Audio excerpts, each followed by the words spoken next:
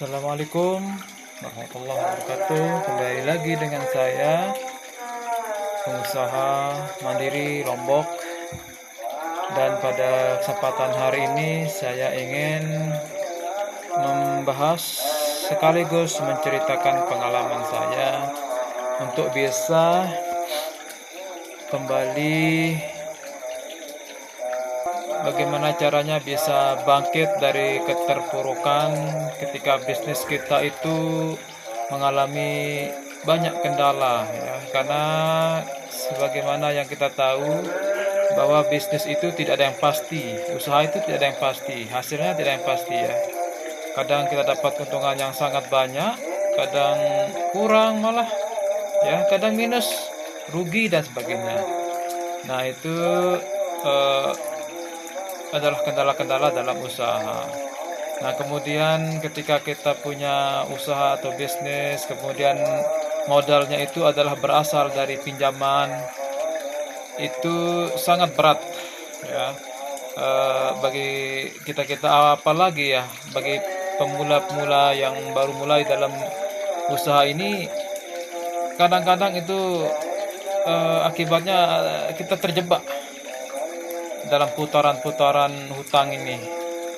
Nah, jadi betul-betul kita harus hati-hati ya dalam berusaha, dalam memulai bisnis ini. Kita harus betul-betul dengan hati yang tenang, kemudian dengan perencanaan yang matang, dan jangan sampai kita memulai usaha ini dengan modal pinjaman. Itu bagi saya itu sangat tidak bagus ya, kita memulai usaha ini dengan modal pinjaman. Lebih-lebih lagi kalau kita betul-betul tidak punya modal, kita mengandalkan modal pinjaman, itu bagi saya sangat berisiko. Kita belum jalan, usaha belum jalan, tapi setoran lancar. Nah, ini adalah polemik yang sering terjadi di masyarakat.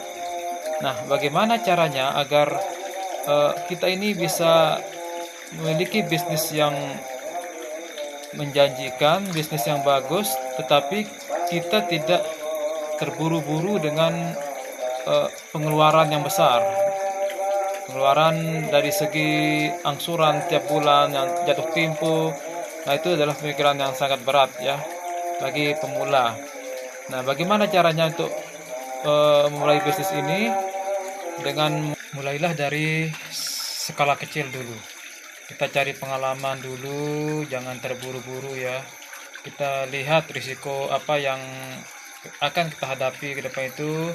Kita lihat seberapa besar keuntungan dari usaha itu dulu. Kita pelajari perlahan-lahan dengan modal yang sedikit, modal mandiri ya. Jangan kita terburu-buru dengan meminjam uang. Yang salah itu ketika kita baru memulai usaha, kita belum memahami usaha itu, tapi kita sudah memberanikan diri untuk meminjam modal usaha. Kita hanya mengandalkan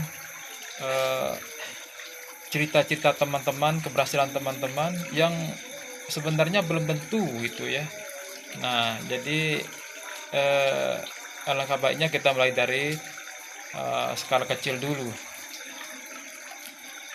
Nah, agar tidak menjadi penyesalan kita di kemudian hari. Barangkali begitu teman-teman yang seharusnya kita lakukan ketika kita memulai usaha ini. Terima kasih. Assalamualaikum warahmatullahi wabarakatuh.